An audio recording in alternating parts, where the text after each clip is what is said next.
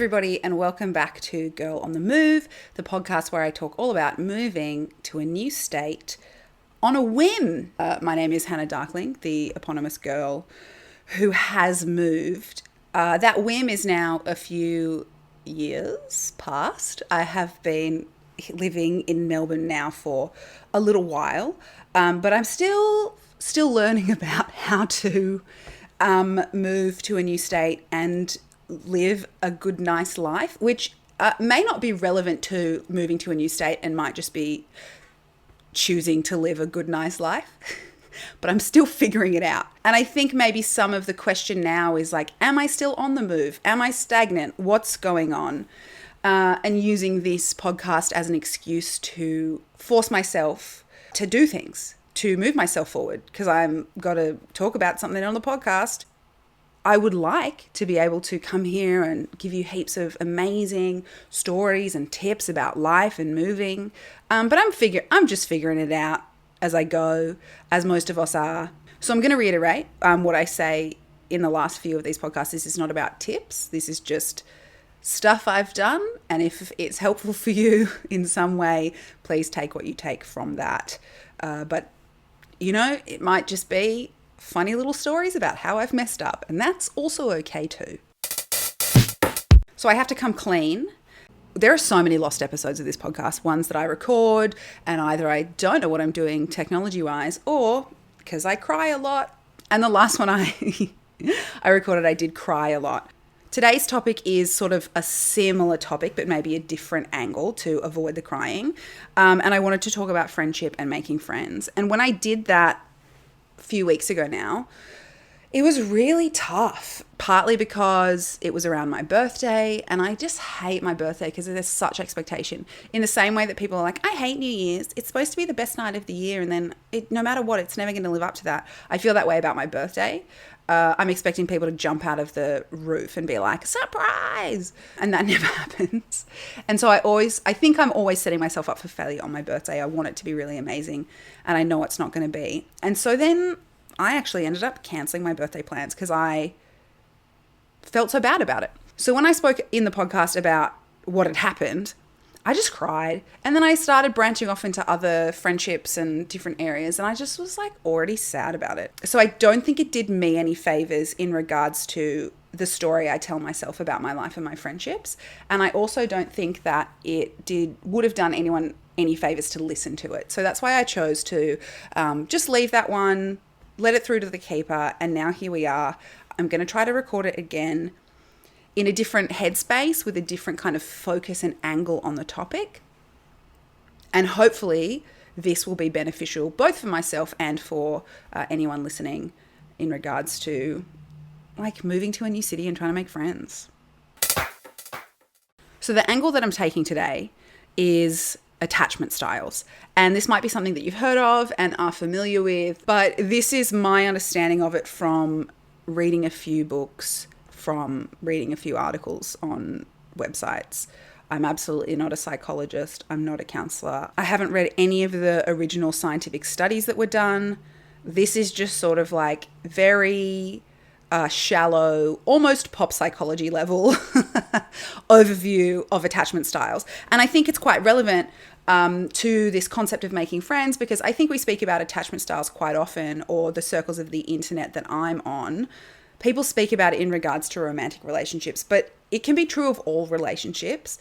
And considering that I cried about not having friends, which is untrue, but spent an hour trying to record a podcast crying about how I didn't have friends and cancelled my birthday plans, even though people were prepared to spend a day with me to celebrate my birthday, I clearly have got something going on in the area, something that's maybe not as healthy as it could be. So partly, again, this is for me. So I just want to do a little overview of the attachment styles and maybe chat through how I think they maybe have helped me conceptualize and understand friendships and relationships. There are two researchers, and I'm going to pronounce the names wrong, John Bowlby and Mary Ainsworth, and it was somewhere in the 1950s they met up and started working together on this concept of attachment theories.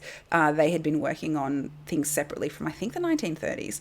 But the 1950s is when they came together as researchers and started developing this attachment theory, which is basically how you were raised and how your guardians interacted with you in the first 5 years of your life, and how that emotional development carries through with you for your whole life, and the ways that you are able or unable to make emotional connections with other people. I was really surprised to learn that it's just the first 5 years of your life that this is related to. I personally feel in my life that so much the way that I engage with other people is because of things that I experienced at a much later age than that. At like 10, 12, 16, when I got married at 21, and that whole negative experience. That colors a lot of how I engage with other people. So for me to hear the first 5 years is quite surprising.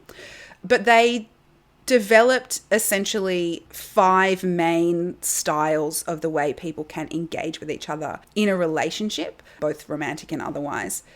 You may have heard of some of these. I definitely exist in spaces on the internet and in some of my workplaces with people that I'm comfortable to speak with about this. I know a lot of people who have an understanding of this. So please don't feel patronized if I am going through things that you already know. I don't want anyone to feel patronized, but I also don't want anyone to feel left out as I'm talking about this. So there are 5 main styles in sort of 2 categories. And the first, both category and style of attachment, is just secure attachment. So this is 60% of people. These are people who are able to find a good balance in relationships between connection and autonomy. So they are able to emotionally connect with people, but also recognize that they are individuals who need space, and they can kind of hold in their mind these 2 concepts of both I'm an individual and also the relationship I have with this other person. They tend not to obsess as much or read too much into things. They're not looking for a second meaning. They sort of are pretty happy to engage with people kind of at the level that they're at. And if there is conflict, they tend to be able to resolve it more easily. So the people who have this attachment style, it's thought that in those early years of their emotional development, they are given a good balance from their caregiver of support and independence. And so they are able to take that sort of balance throughout life, and they're able to balance those 2 things. So that's secure attachment. The other types of attachment are all called insecure types of attachment, of which there are 4. So the first one is called anxious preoccupied. You may have just heard it called anxious avoidant. This is a much more obsessive style of thinking about relationships and thinking about the people that you're spending time with. So like obsessive thoughts of like being jealous, fear that the person they are with is going to leave them. They tend to be the people who try to find hidden meanings in what is being said to them. They also tend to sort of over communicate what they are going through in the hopes that they will get the same amount of communication back to like assuage their fears about, is this person cheating on me? Does this person like secretly hate me? Does this person, are they going to leave me? This sort of like over communicating can feel quite suffocating sometimes to their partners of like, I need to know where you are. I text you multiple times a day, all of those sort of things. And it's thought that this comes about because as a child, the kind of attention that they get or support that they get is very inconsistent. Although they did receive some, but it was just inconsistent. And so they are kind of quite externally grasping at that emotional connection. Sometimes they had parents who were quite overprotective.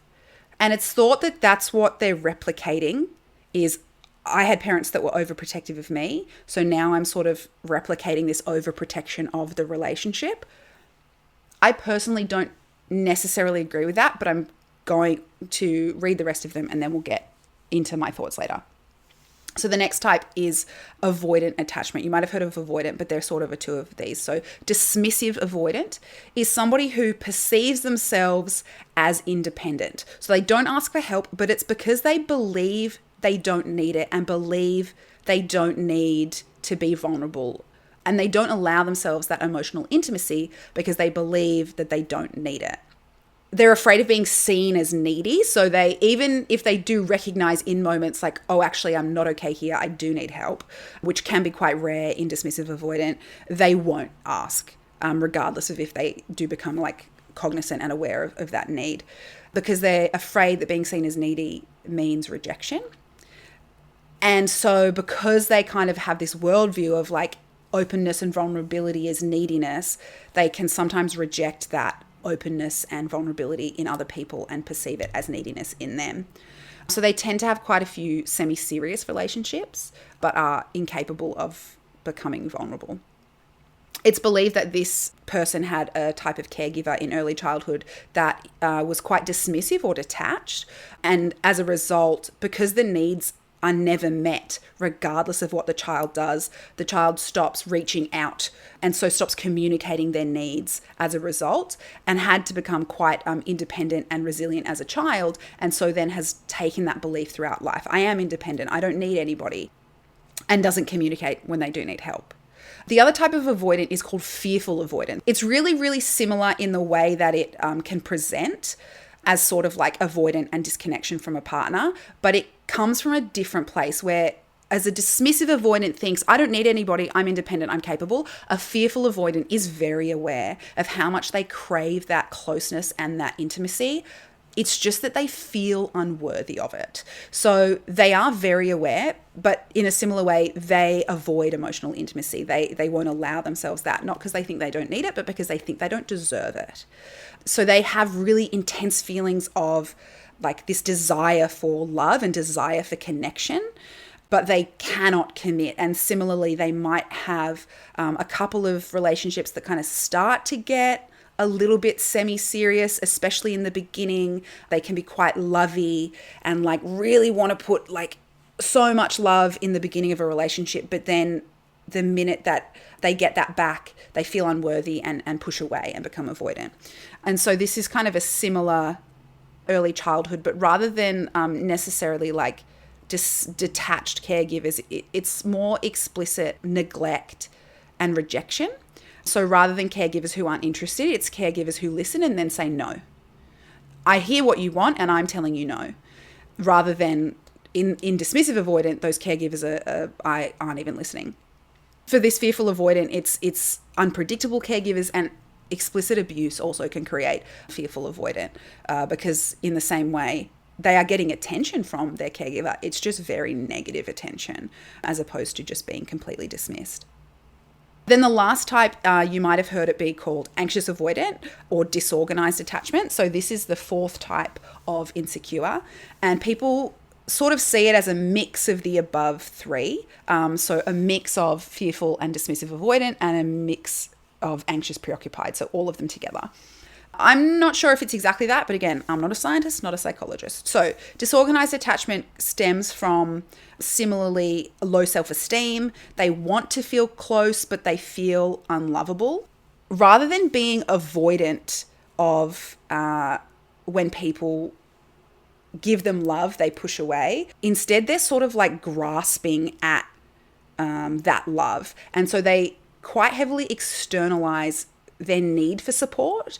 So they can become quite needy, which I don't think is a bad thing. I don't say needy as a negative thing, but they can, similar to the anxious preoccupied, over-communicate. But rather than over-communicating how they feel, they're asking to be told that they are loved and lovable.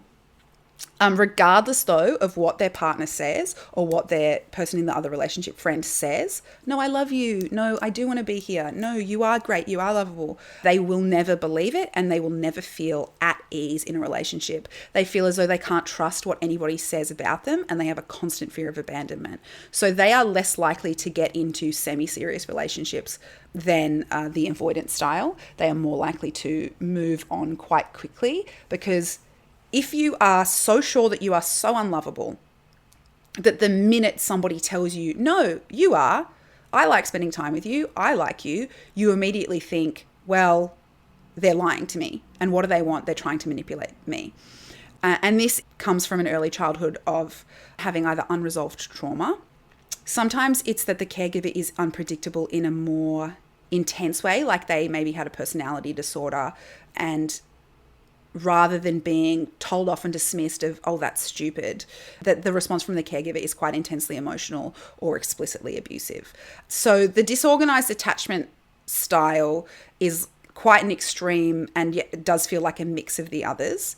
That's sort of an overview of all of the attachment styles. Now, I think that there's more validity to this than something like the love languages. I think I've spoken about the love languages before on this podcast, and I definitely have on my TikTok. I think that they're a great like starter pack to recognizing that sometimes other people think differently to you. Oh, hey, yeah, I like to be hugged, but sometimes when I try to hug my partner, they get frustrated. Oh, yeah, they're a different person to me. I do feel as though the attachment styles, they, to me, again, not a professional, they do feel more real and they do feel more thought out. And I think that they get to a core of who we are and how we move through the world and how we try to engage in connection with other people. As I said before, I'm surprised that it's just supposed to be the first 5 years of your life that this is locked in, because I've been through some stuff, as I said, at older ages, and that definitely impacts how I react to people. So this disorganized attachment style can be brought about through unresolved trauma. So I think that might be where maybe I'm finding loopholes in the language, and maybe it's not exactly what they're saying, but I'm interpreting that you might have had a secure attachment style or a different type of attachment style and then had some pretty intense trauma happen and it's not resolved. And now as an adult, you have this disorganized attachment style. That's where I believe I sit. I believe I sit in disorganized attachment, sometimes called anxious avoidant. And I think that's why I had such trouble recording a podcast talking about my friendships and trying to balance, like, no, I do have friends. And then wanting to say things out loud that are like, yeah, but they all hate me and they're just putting up with me because they feel sorry for me. And then knowing that some of my friends might hear that and then being like, but me saying that out loud is going to push them away, and I don't want to push them away. I'm so desperate for them to stay. I'm so desperate for love and affection. So it feels messy inside my body and inside my brain. So that's part of why I believe I have this disorganized attachment style. But also I am surprised that, especially in one of the earlier ones, the anxious preoccupied, the one where they are really worried, so they try to over-communicate, which maybe is from a parent who was very overprotective, and now they're trying to be overprotective of the relationship, and they're trying to like coddle what's going on in the same way they maybe have been coddled. I don't think that tracks necessarily with how I believe we try to find partners and people in our life. I think we try to find partners and people who replicate what our caregivers, I was going to say inflicted upon us, which is such a horrendous sentence, isn't it? My belief is that we try to replicate the way that we were treated by our caregivers in our relationships. So if we were treated with overprotection, it's my belief that we search for somebody who is trying to be overprotective with us, as opposed to replicating what was done to us. We try to find somebody who can do the same thing to us again so we can get it right this time. People who do have a secure attachment style, I think just look for people with secure attachment styles. Which I think is totally valid. I think all of us want to be with somebody who has a secure attachment style. And I think all of us want to be somebody who has a secure attachment style. It is interesting, and I've found this in my life, when things are stressful, this kind of type of communication or interaction can become more prominent and more pronounced. The way that you are looking for support when you need it the most in, stressful situations is clearly going to be exacerbated, and to like the extreme of how you look for support, because you in those stress moments are so desperate for it. What's also frustrating is that the person you are with and their attachment style can influence yours. So somebody who has a secure attachment, who is with maybe someone who's avoidant, as a bit detached, can start to feel insecure, like, oh, do they really like me? Oh, they seem to like not really care. So are we like in a relationship? Are we dating? Or like what's going on here? So if a secure person is with somebody who's insecure, the specific way they're insecure can affect the secure person.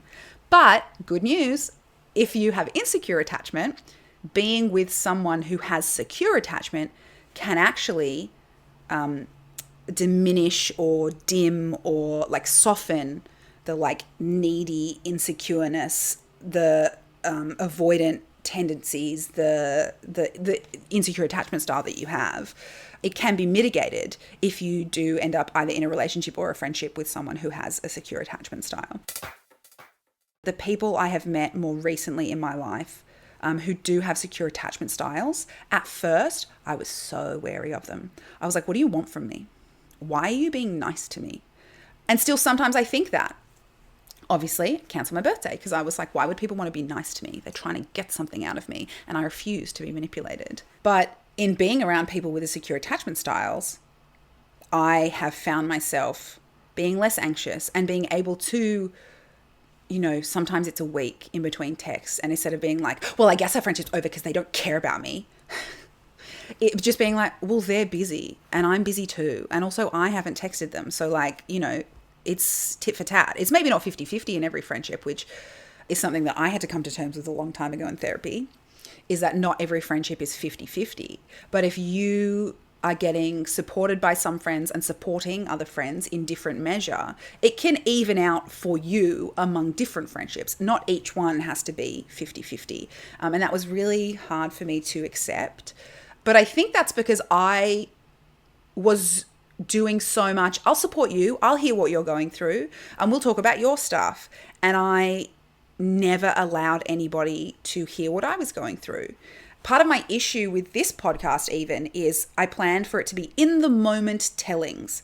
And actually, in the moment, I am like physically incapable of saying words out loud.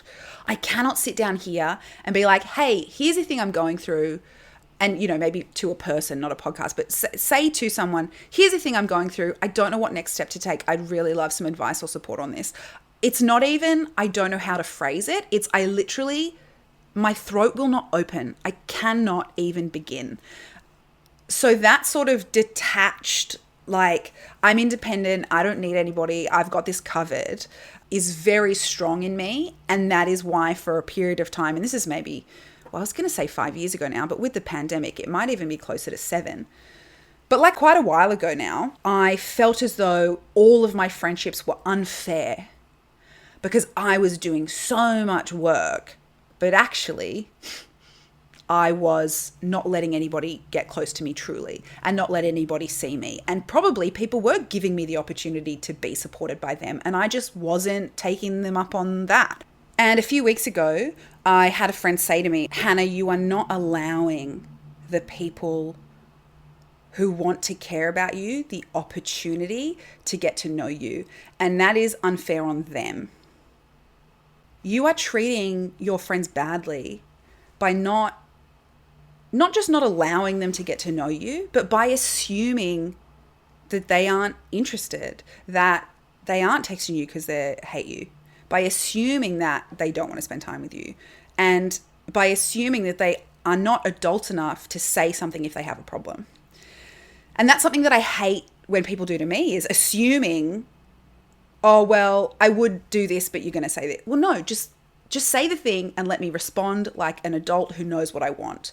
And then I'm doing that to other people. So I think have that friend, you know, that told me that is quite securely attached, and I really appreciate their friendship, and I really appreciate that different perspective that they have been giving me for a few years now. So it is good news that the styles influence each other, as long as people with secure attachment are able to keep themselves secure, keep themselves safe from getting enmeshed in somebody else who has an insecure attachment style, therefore making them more insecure. So I feel like as a society to be like, the weight is on securely attached people to fix us all. That's not really what I'm saying, but also it kind of is. So then the conclusion that I have to come to with this is, do I think it's the be all and end all of how we exist and interact as people? No. Do I think it's very helpful? It can be. But with everything, I think that there's nuance, and I think there's a level of, at different points in my life, I feel like I've been lots of different versions of insecurely attached. So it's hard for me to pinpoint and, kind of self-label which of these I believe that I am. It's not necessarily something that I think I would need to go to a therapist and get diagnosed with. That's not really its function. Its function is more just to create a framework. Okay, well, if you're kind of in this area, then this is what might be helpful to either understand or be aware of in your behavior. And there's plenty of overlap. So specificity of like, this is my label, I don't think is necessarily useful. Do I think everybody has to know their attachment style? No. Some people, they don't care because they're securely attached. I think a lot of people who are insecurely attached and quite anxious in general probably care a lot and really need to label things and box things in because then they can understand them and comprehend them. And I think that's what I've been like a lot. I'm clenching my fists as we speak. As with anything that is psychology, interpersonal relationships, I think it's only useful if it's helpful. Does this framework help you recognize patterns of behavior in yourself that you want to change? For me, the answer very much was yes. I think now that I comprehend it, I probably am not interested in going and reading like 7 books on the topic. I think for me, it's like, oh yeah, the trauma made my brain bad, which I sort of knew before learning about attachment styles, but the specific way in which it made my brain bad or, a little wonky, maybe not bad, that's too negative a word. Nah, it made my brain bad. My brain is bad. I feel sometimes that like leaning away from negative language is important because I don't want to put myself down. I don't want to lead myself down a negative spiral. But sometimes it is important to be like, nah, shit can be shit. And this shit is really shit. So I think my brain is bad. I mean, I wouldn't have been medicated if it wasn't so bad. So the bad things made my brain bad. And I think I knew that. But for me, leaning too hard into thinking about attachment styles is very much, I'm intellectualizing my feelings. And it's keeping my trauma unresolved because I'm like, oh yeah, I can draw a nice little line from this event to this response that I had the other week. Perfect. I've understood it. I don't think I need to understand my emotions anymore. Honestly, comprehending my emotions is no longer my priority. It's feeling my emotions. So back to this podcast I recorded where I cried for an hour about like, oh, I don't have any friends, which again, that's not true. I keep having to remind myself that's not true. I do have friends, but I cried about it for an hour. And I think that was quite cathartic. I think that was important for me to feel that and to do the crying. But then it's not healthy or emotionally safe for me to then put that out into the world. So then my next thought is, so great, I know what attachment style is. How do I go about building friendships? Because I'm not on the apps. I'm not dating. I'm not really talking about dating when I talk about attachment styles. I'm talking much more about friendships. And like, look, if dating happens, it happens. But I'm not out there like fucking trying to reel in a big fish. I'm not putting any bait in the water. I'm just like, I'm on the edge of a river. And if a fish happens to jump out of the water into my lap, great. But I'm not explicitly fishing. So when it comes to friendships, like how do you make friends? Guys, how do you make friends in your 30s? It's so hard. I don't know. How do you make friends as an adult? This is a topic no one's ever spoken about before. I understand that this is probably a well-visited topic, especially online, but it certainly is relevant to me in the last few years having moved interstate. And yes, I knew some people when I moved here and that's been great. But it became very evident very early that I was like relying on 1 or 2 people to be my entire social life in a time when, because I just moved, I was dealing with heaps of trauma and I needed heaps of support. And so I was like desperately reaching out for support, but also then when they like could make the time, I wasn't letting them because disorganized attachment. It was like really messy. And I feel like I could have ended some friendships because of that. And definitely at least one of them was like very heavily influenced by that. So a good like tapestry of friends and acquaintances is important. So how do I find them? This is where we interrupt our normal broadcast for me to say, hey, everybody, I got a new job. And that's relevant because what's at jobs? People. And so there are other people I'm working with now who, I mean, I'm not here being like, they're my friends. But I get on with them well. They're very lovely people. I think as I was talking about, a tapestry of friends, having people that you can go to like a work event or a social event with that work group and get on with them really well, but not necessarily have to feel like, oh, I haven't texted them. Oh, I need to be in contact with them constantly, which is a disorganized attachment thing of like, I need to remind them that I exist, or like I want to get their attention. Like I need to text them so they respond, like, hey, been thinking of you, just to get them to respond or whatever. That is not part of a work friendship necessarily. And I think that's my distinction. Is it a work friendship or is it a friendship? Because a work friendship is every time you see them, you get on great, you have a great time, but you're not actively seeking out time outside of work with them. If you are actively seeking out time, then it becomes just a friendship in my mind. And that's a distinction I've made. You don't have to agree with it. But then I found it really hard at this new job to start. And I'm at this new job, so I'm trying to be professional and I'm trying to use like appropriate professional language so that like the bosses and everybody are like impressed by me. But then also trying to not seem like I'm a weird, disconnected like person who comes in and is like, very good job, actually. I think that the reports should be on my desk. Like, I'm not that person in that job. I'm not that person in my life.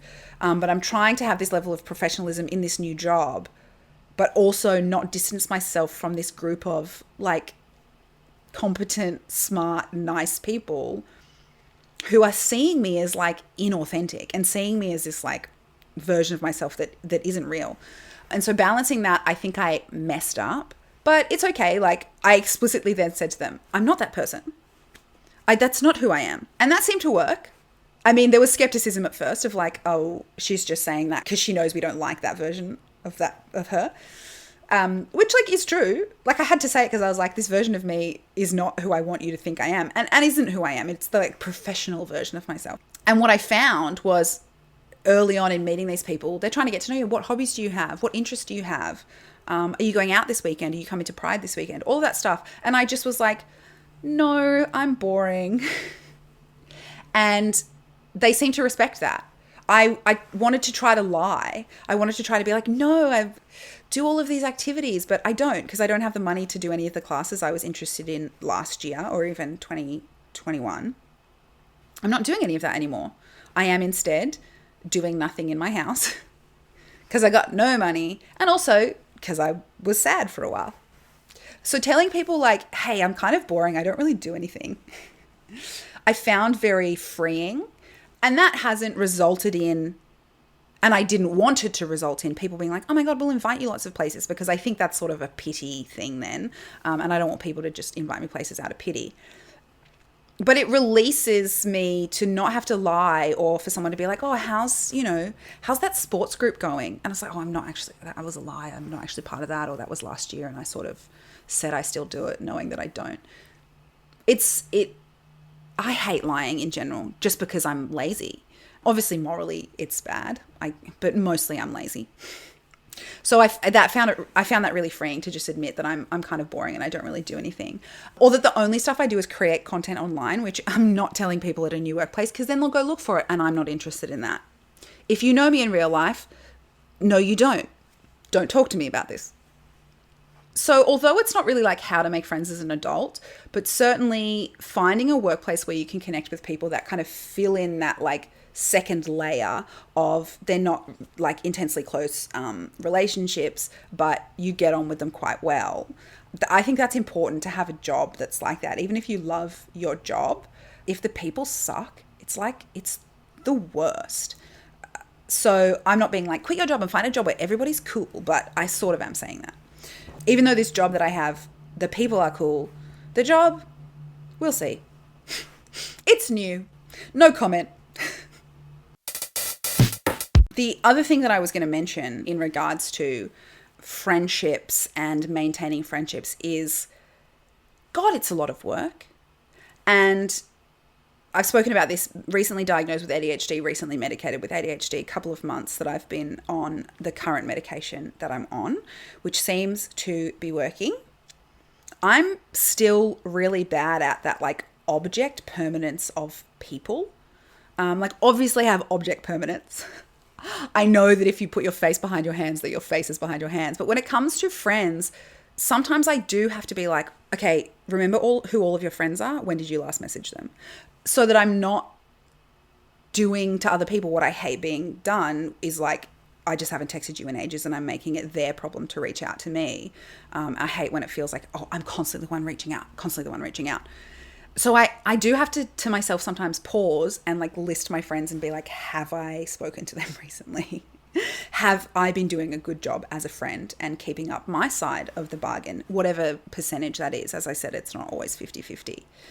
And on top of that, yes, the ADHD meds have been working better. Things are going well. I'm doing more stuff creatively, which I'm loving. I'm trying to get into a routine. But I still am bad at completing tasks, which I think is evidenced if you are engaging with multiple episodes of this podcast and recognizing the intense amount of time in between them.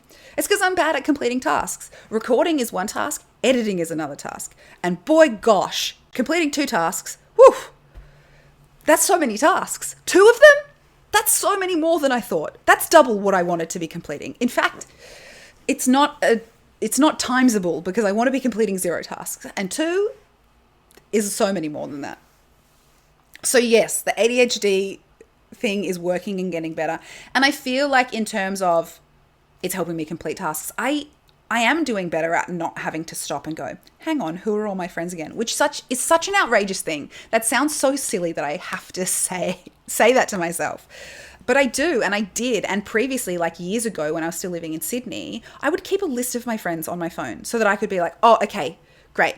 These are the people that I've reached out to. And like, so I could remember because I was so bad at that. Now I don't need the list anymore. It's just in my head, and maybe that's proof that the meds are working. And I'm better at just remembering like, oh, it's been about a week or 2. I should message this person or like whatever. But the medication is not the only thing I think that has changed in my life and has allowed me to the emotional space to engage with my friendships in a healthier way. And I'm saying this as somebody who literally 1 month ago recorded an hour-long podcast crying about how I don't have friends. So yes, I'm a hypocrite. Yes, I'm in a good space right now, so I'm talking about it like it's a positive thing. This is the version of myself that I want to reinforce is not the right word, but, like consolidate. This is who I want to be, the person who is securely attached and understands this nuance and can talk about all these things and not cry, which does mean that I'm sort of on the extreme end of what I'm saying, but I think that that's good. I need to push myself in that direction. But it's not just the meds that have allowed me to kind of step into sort of a, dare I say, better version of myself, a version of myself that is closer to who I'm trying to be. Better for who? For me. And that is that I have been paying so much attention to my infradian rhythm. Now it's time for another one of Hannah's tell you some boring medical stuff, even though she's not a medical person. So I'm going to get comfy to tell you this. So an infradian rhythm is basically just a menstrual cycle. So you might have heard of circadian rhythm. That's a 24-hour like hormonal cycle of when you get tired and when you're awake and when you have more energy and things like that. That is more dominant in AMAB people, which is part of why our entire day is structured around that. Even though for AFAB people who have a menstrual cycle, our bodies don't work like that. I understand when I talk about this, I sound a little bit like woo-woo crystals, but I think doing this has changed my life so much for the better that if I say it and 4 people try it and it changes one person's life, like it's been so beneficial to me. So in the sense that your circadian rhythm, your 24-hour rhythm with yes, obviously all people have because we sleep and wake up. But in terms of our energy levels, they don't necessarily peak as highly and drop in the same way that it is expected them to do. Get up, go to work, 9 to 12, do a big heft of work, lunch break, do a little bit more, 3 p.m. slump. And then in the afternoon or evening, maybe you're doing a bit less heavy thinking and more I'll do the dishes or I'll cook dinner. That is the traditional circadian rhythm, energy levels. In an infradian rhythm, it's a month long. So the week that you menstruate, you are more tired. I don't think anyone would be surprised by that. Your body holds less heat. Like, you are colder. Even in summer, the few days that you're menstruating, you probably need to be like with a blanket on the couch. Like, your body is colder. And then once you finish menstruating, there's sort of like a 10-day period where you have a lot of energy. Your body probably wants a lot of carbs. If you want to learn a new physical skill, that's when you should start doing it, because your body is really like building and aware. And you can probably do a lot more physical exercise, but also when you do it, it's learning those skills. And there are specific foods that when you eat them during that, 10-day period are better. I say 10-day period, but it's like 10 to 14 days. And this is why it's so hard to be like, this is what it is. 10 a.m., do your meetings, have a lunchtime, then get to your individual work, then 3 p.m. slump. It's not as like specific as that. There is a lot of like ebb and flow, dare I say that about a menstrual cycle. There is a lot of ebb and flow with how many days depending on people's menstrual cycles. And then you're hitting your ovulatory phase, which you get real horny. You have more like social influence. You tend to like feel prettier, feel more confident. You find people say yes to you a lot more often. So you have more social influence, and also you're more creative. So if you have a lot of creative things to do, the ovulatory phase is the best time to do that. And then the phase between ovulation and menstruation, which again can be like a week and a half to 2 weeks, is overall called the luteal phase. But for me, I break it down even further because I feel as though that's helpful for me. And also I feel as though I can really tell, now that I'm aware of it, I can really tell. It's kind of like, this waning into the slow like menstruation period of time. That I didn't intend to say that. You know what I mean? The word period has two meanings. So this luteal phase, I break it down into 3. So sort of like coming out of ovulation, you can still handle a lot of stress, but it's less about creative work and more like constructing work. So you might have had some really great creative ideas, but now you like, let's do a plan. Okay, how is that actually logistically going to work? And what are the steps to put that into place? That's a couple of days. And then there's a couple of days of kind of like iterative work, so maybe repetitive, like maybe Excel document, like a bit more boring, like tedious work that can be quite heavily productive, but you tend to be quite stressed as you're kind of coming into the middle of the luteal phase. So you don't want to then be like, and now I have to figure out this whole new conceptual creative idea that I don't even know what it is. You just want to be like, great, this is sort of like more easy, tedious work where my brain is quite productive and I still have enough energy to go, but it's not taking stress of like, I don't know what I'm doing. And then what I call the anterior phase, which is like the after phase, so like kind of coming out of the luteal phase, is really about slowing down, tying up loose ends, finishing things up, tiny tweaks, tiny adjustments to the work that you're doing, your life, whatever it is. And that's a couple of days. And so overall, those 3 I've just spoken about, maybe a week and a half, and then you've got your menstruation again, which is where you sort of like, you are still like, yes, you can exercise, but do like soft, slow exercise. Like, don't be running your miles and miles and miles if that's not what you're used to. Don't be trying to start a new exercise regime just as you're menstruating, or, high iron intake. There's a lot of food related to it, but also it is things like I said, when you're ovulating, you're highly creative. When you're menstruating, you tend to have more awareness. Sit back and like use your intuition. You tend to be able to be more aware of how things influence each other, whereas the opposite side of the cycle, ovulation, is you influencing things. So it's this month long, or depending on you like 28 days or like 37 days, or like sometimes if you're stressed, like 50 days because you miss one. It's this month long ebb and flow of energy, and knowing the foods to eat that make me feel better, amazing.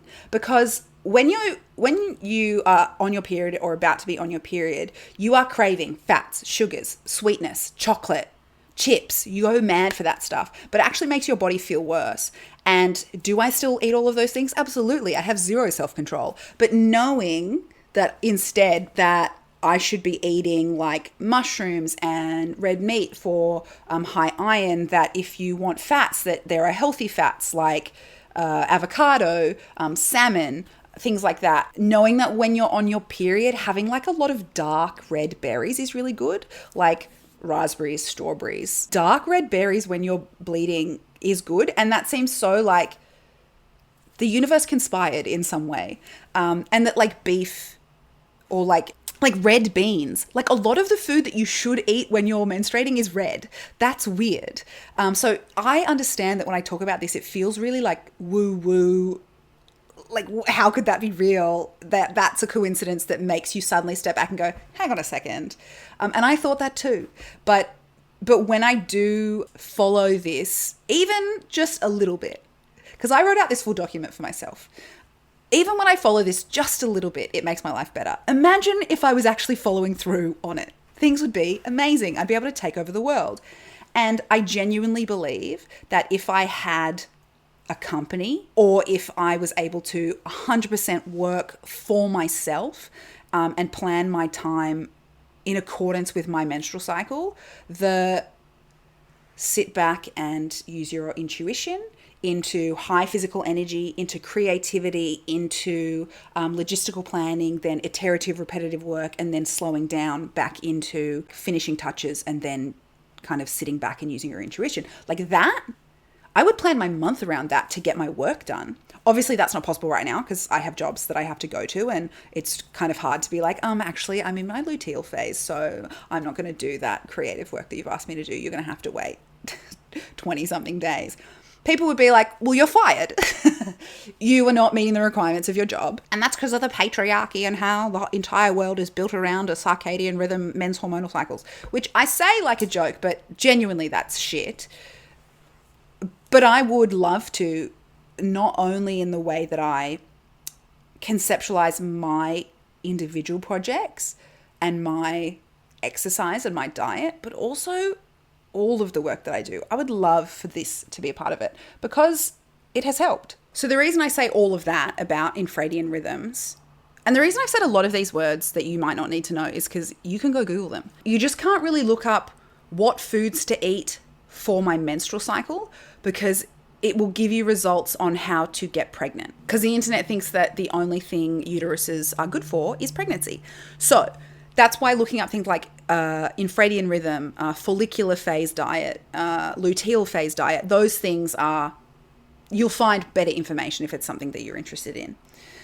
But I think genuinely having this sort of scaffolding for knowing where my energy is going to be at has really helped me be a better friend, because I'm not going to be like, oh my gosh, I haven't seen you in so long, let's hang out this weekend, knowing that I'm kind of coming into this, like out of my luteal phase into this anterior phase before I like go into menstruating.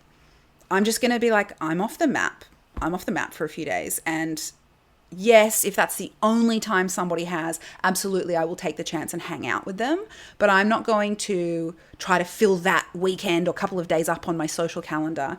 And if someone does want to hang out, I'm not going to be like, great, let's go on a hike together. I'm going to be like, cool, can we like see a movie or something that's just a bit more chill and relaxed. And so I think it has helped me be a better friend, knowing that my energy is high here, low here. I can take stress here. I can't. When I haven't seen friends in a while, if I want to fit them in, maybe this is a good time, whether that is because I'm not so busy or because I'm able to handle stress, and maybe not seeing friends for a long time stresses me out, because then I question like, where are we at in our friendship? Because I still have that disorganized attachment style. Knowing that, I think, has really helped me plan ahead a bit more. I'm going to be honest, I spent so much of my life from being a teenager, and not just like starting a menstrual cycle, but also developing my mental health issues at that age. Like a lot of your mental health issues become predominant and really come to the fore when you are in that stage of life, when you are a teenager, when you start menstruating. Like, so my mood swings, my bipolar disorder, my anxiety, all of these things became so intense around the time that I got my period and started menstruating. But I didn't have any of this knowledge. And I would be like, I have these crazy mood swings. Well, I guess it's my bipolar. And it's so uncontrollable and unknowable. I'm at the whim of my mental illness. Little did I know at the time that I also had ADHD and probably PMDD, which is where for the 2 weeks before I menstruate, I kind of want to kill myself, which isn't fun. And you should get medicated if you feel like that. You should speak to a medical health professional if you have such bad PMS or PMI that for the time before you menstruate, for like a week or maybe even 2 weeks after you've ovulated, if that period of time makes you hate the world, you're constantly fighting with people around you, you're constantly stressed, you cannot understand why life isn't going your way, and maybe sometimes taking the escape hatch feels like a really fucking good idea, okay? That's not normal. That is not just like a normal part of having a period, as male doctors and researchers from the 50s would absolutely fucking tell you. And hell, researchers from now. I didn't know that, and I had probably PMDD, something I'm chatting to my doctor about. Definitely had ADHD, definitely do have bipolar mood disorder. But on top of it, it's like, oh, if I had just known, and not just known, but also had the freedom in my life to be slower on some weeks and be more creative other weeks and plan when I am going to do more exercise or less exercise. But obviously as a teenager in high school, and then, you don't have that much freedom in your life. And then obviously me personally, I went into like a negative relationship where it wasn't just that I didn't have control over that sort of thing. I had control over nothing, and it was so bad. If I sing through the emotion, I won't cry. That's another tip. Genuinely got it from a TV show called Happy Endings. Just sing through your emotion. It will feel better.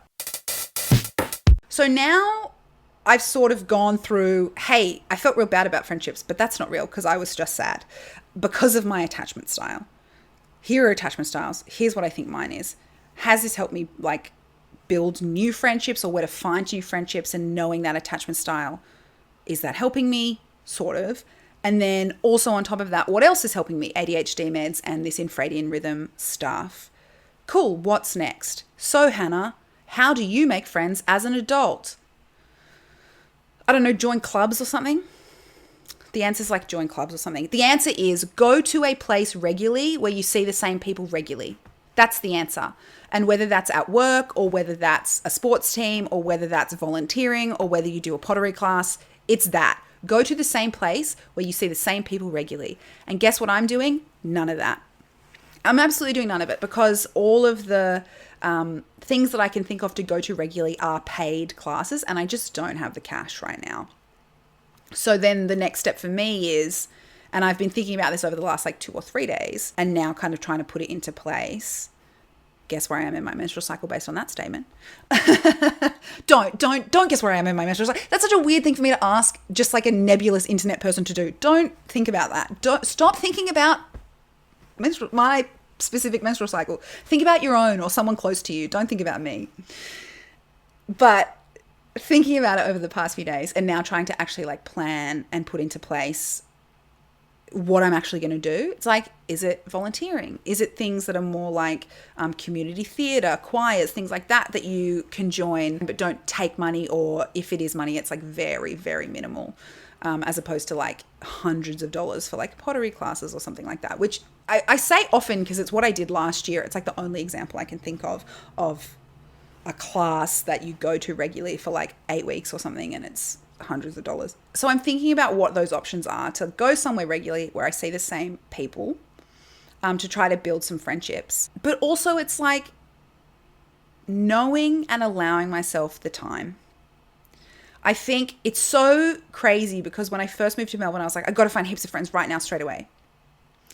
And when I was feeling that, I don't think that was doing me any favors because I felt so stressed and intense. And if someone wasn't instantly wanting to be my best friend, I was like, you're a lost cause. I have to have new friends right now.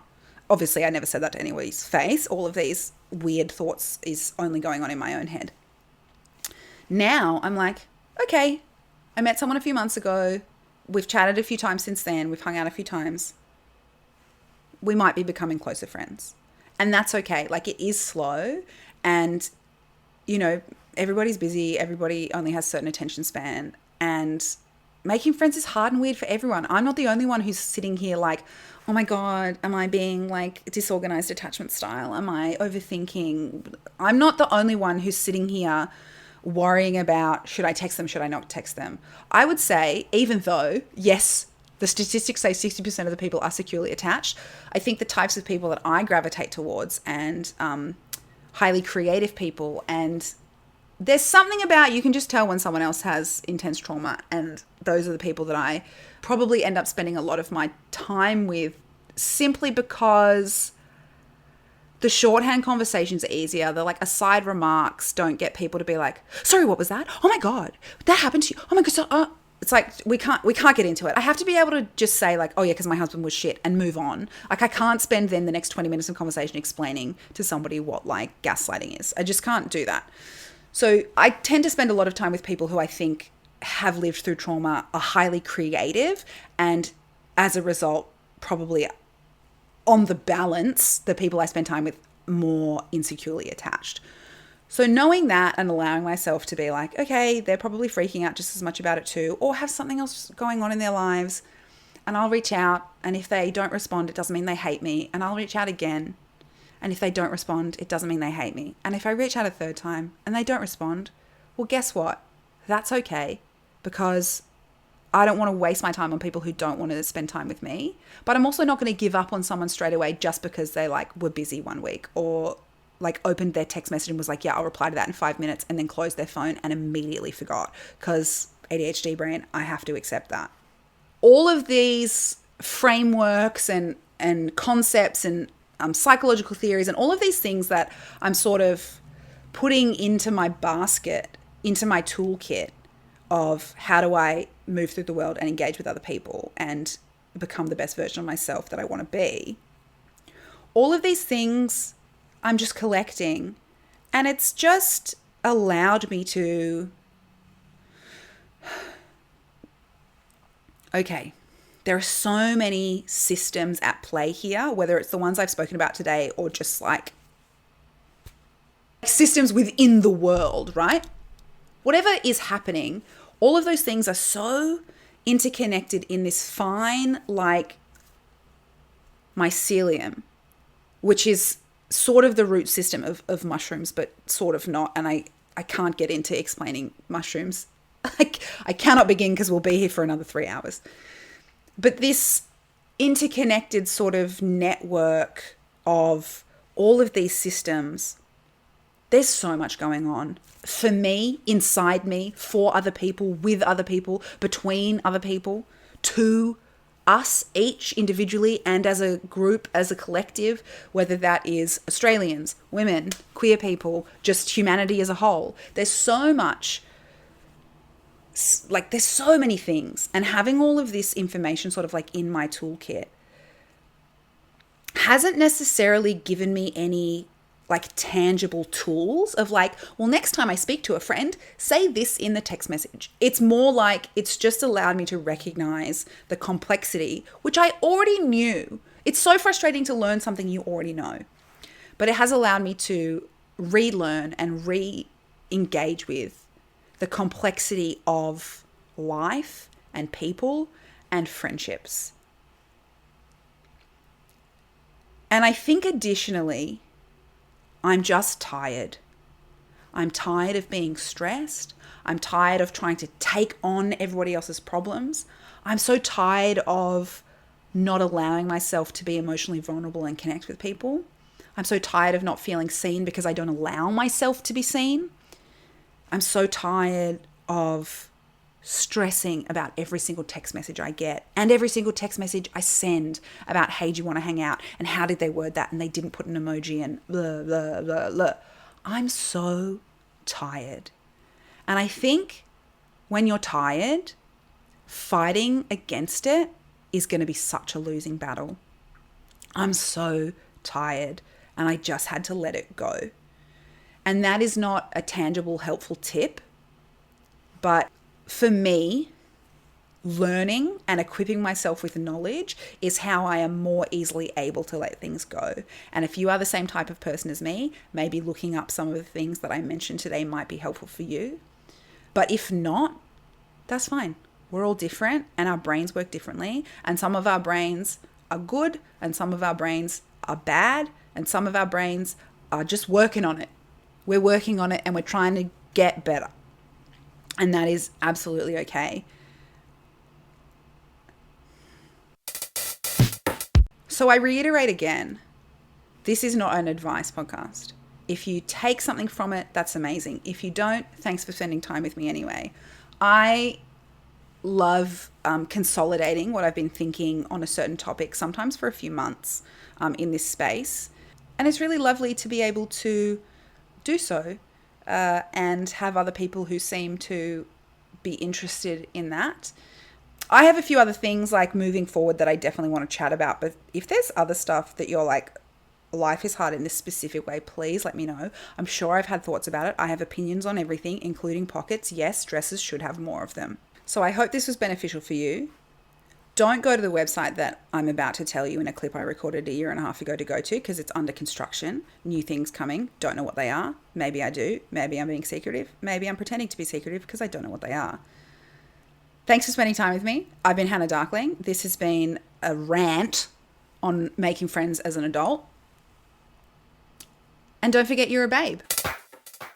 The Girl Records is brought to you by bangersandmash.site. Head over to see what literal growing pains look like and join us in the forum to get some conversations started. You can follow us on socials at _bangersmag, or you can follow me, Hannah Darkling, at HJDarkling. Don't worry, all of the links for these will be in the description below. Give us a like if you enjoyed this episode, and be sure to share it with a friend who's trying to get their shit together in the very specific way I discussed. Thanks for listening, and don't forget, you're a babe.